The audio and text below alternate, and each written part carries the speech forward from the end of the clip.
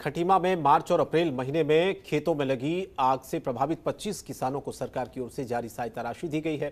स्थानीय विधायक पुष्कर धामी ने पीड़ित किसानों को 1,47,000 की धनराशि के चेक बांटे हैं। बता दें कि खटीमा में कुछ महीनों पहले अलग अलग क्षेत्रों में खेतों में लगी आग में 25 किसानों की खेत में खड़ी फसल जलकर राख हो गई थी, जिससे कई किसानों के पास खुद के लिए गेहूं नहीं बचा था खाने के लिए। आज सभी 25 किसानों को स्थानीय विधायक पुष्कर सिंह धामी ने सरकार की ओर से आर्थिक सहायता के लिए भेजे गए 1,47,000 की धनराशि के चेक खटीमा तहसील सभागार में बांटे।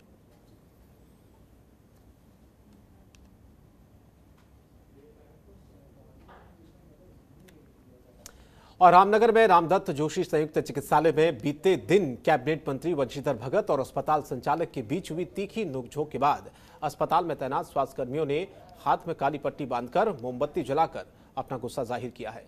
लोगों का कहना है कि वो अपने मान सम्मान के लिए मैदान में उतरे हैं।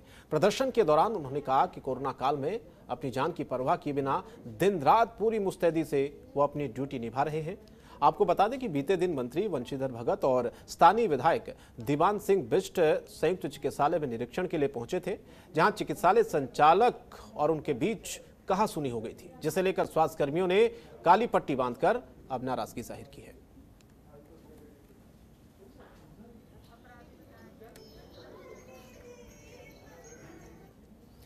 और खटीमा तहसील के बनगवा गांव में अमनदीप कौर ने पुलिस चौकी में पड़ोसी के खिलाफ एक तहरीर दी है, जहां पड़ोस में रहने वाले रिश्तेदार बख्शी सिंह पर परिजनों सहित मारपीट करने और जानलेवा हमले करने का आरोप लगाया है। महिला के मुताबिक उनके घर पर घास मारने वाली दवा का छिड़काव करने से मना करने पर यह जानलेवा हमला हुआ है। आपको बता दें कि 6 महीने पहले पीड़ित महिला के पति पर जमीन विवाद के चलते जानलेवा हमला हुआ था, जिसमें पीड़िता के पति कुलविंदर सिंह बुरी तरह से घायल हो गए थे। इसकी वजह से पीड़िता का पति अभी तक गंभीर अवस्था में है। वहीं एक बार फिर से पीड़ित परिवार पर हमले का एक मामला सामने आया है, जिसका वीडियो अब वायरल हो रहा है। फिलहाल पीड़ित परिवार ने न्याय की गुहार लगाई है। मम्मी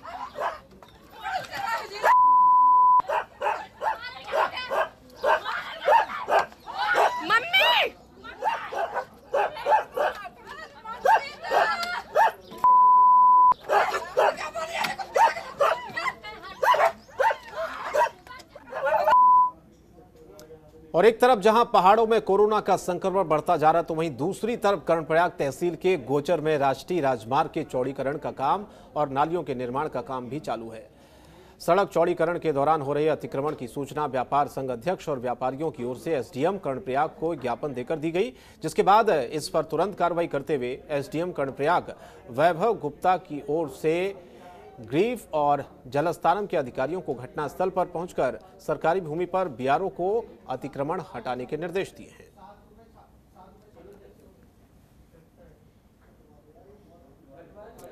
और कोटद्वार नगर निगम क्षेत्र में बीती 19 अप्रैल को कोटद्वार के गाड़ी घाट में खाली प्लॉट पर गोवंश का कटा हुआ सर मिलने से आसपास के क्षेत्र में दहशत फैल गई, जिसके बाद से हिंदू संगठन ने आरोपियों की गिरफ्तारी को लेकर पुलिस पर दबाव बनाया। कोटद्वार पुलिस ने भी मामले को गंभीरता से लेकर इसमें टीम गठित की, जिसमें सफलता भी मिली है।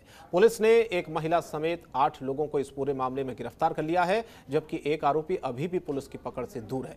अपर पुलिस अधीक्षक मनीषा जोशी ने बताया कि हमारी ओर से 19 अप्रैल को ही मुकदमा दर्ज कर पुलिस टीम का गठन किया गया था, जो लगातार आरोपियों की लोकेशन को ट्रेस कर रही थी, जिसके बाद आरोपियों को आखिरकार गिरफ्तार कर ही लिया गया।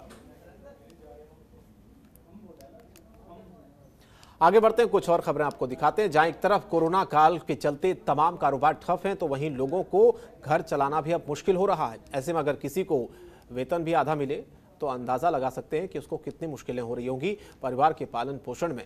जी हां, कुछ ऐसा ही मामला रुड़की के जाने माने कॉलेज 7 डे के चतुर्थ श्रेणी कर्मचारी का सामने आया है, जिन्हें कॉलेज प्रबंधन अपनी मनमानी के चलते एक तो आधी सैलरी दे रहा है, ऊपर से इन गरीब मजदूर लोगों को डराने धमकाने का काम भी किया जा रहा है। जब ये कर्मचारी कॉलेज अधिकारी से अपनी सैलरी के बारे में जानकारी लेते जाते हैं तो कर्मचारियों को धमकाया जाता है। ये किसी और नहीं बल्कि इस जाने माने कॉलेज के प्रिंसिपल कर रहे हैं। आपको बता दें कि पिछले 13 महीनों से इन चतुर्थ श्रेणी कर्मचारियों को प्रिंसिपल आधी सैलरी दे रहे हैं। कर्मचारियों का ये कहना है कि प्रिंसिपल उन्हें पिछले 13 महीनों से ये कहते आ रहे हैं कि आप फिलहाल आधी सैलरी लो, बाकी बाद में आपको दे दी जाएगी, लेकिन अभी तक इन लोगों की पूरी सैलरी नहीं मिल पा रही है। और वैश्विक महामारी कोरोना ने अब शहरों के साथ साथ गांव में भी पैर पसारने शुरू कर दिए हैं, लेकिन पहाड़ों में मौसम का मिजाज बदलने से अधिकांश लोग बुखार, खांसी, सिर दर्द, जुकाम और बाकी बीमारियों से जूझ रहे हैं, जिससे गांव में कोरोना का भय बना हुआ है। गांव के लोगों के द्वारा बहुत प्रयास किए जाने के बाद भी गांव में दवाइयां उपलब्ध नहीं हो पा रही है। वहीं वाहनों के आवाजाही को लेकर भी ग्रामीण परेशान हैं, क्योंकि लगातार स्वास्थ्य केंद्रों में जो दवाइयां हैं वो नहीं पहुंच पा रही हैं, क्योंकि कोविड काल है। ऐसे में समस्याएं बहुत ज़्यादा बढ़ती जा रही हैं। ऐसे समय में लोग गांव में और गांव के बाहर जाने में भी अब डरने लगे हैं। गांव में ही लगातार इस तरह की समस्या को देखते हुए स्वामी विवेकानंद धर्मार्थ चिकित्सालय पीपल कोटी के द्वारा ग्राम प्रधान मनोरमा देवी के अनुरोध करने पर स्वास्थ्य शिविर का आयोजन किया जा रहा है। गांव-गांव जाकर मरीजों का तापमान, ब्लड प्रेशर, शुगर जांच और साथ ही साथ बाकी जो दवाइयां हैं उनको निःशुल्क उपलब्ध करवाई जाएंगी। बागेश्वर जिले के हिमालयी क्षेत्र और सांसद आदर्श गांव सूफी को माइक्रो कंटेनमेंट जोन घोषित कर दिया गया है। क्षेत्र में लगातार बढ़ रहे मामलों को देखते हुए जिला प्रशासन ने टेस्टिंग का दायरा बढ़ाया। कोविड नोडल अधिकारी ने मामले को गंभीरता से देखते हुए संक्रमण क्षेत्रों की निगरानी की। नोडल अधिकारी ने निर्देश दिए हैं कि मामलों की सूचना तत्काल कोविड सूचना केंद्र में दी जाए। मौजूदा समय में यहां पर 897 कोविड मरीजों का इलाज चल रहा है, जिनमें से 96 कोविड केयर सेंटर जबकि 801 मरीज डॉक्टरों की निगरानी में होम आइसोलेशन में है। जिले में अब तक 44 लोगों की कोरोना संक्रमण से मौत हो चुकी है।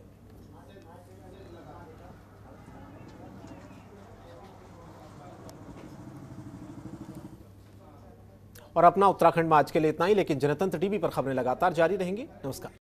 खबरों के निष्पक्ष विश्लेषण के लिए सब्सक्राइब करें Jantantra TV and press the bell icon. Never miss any update.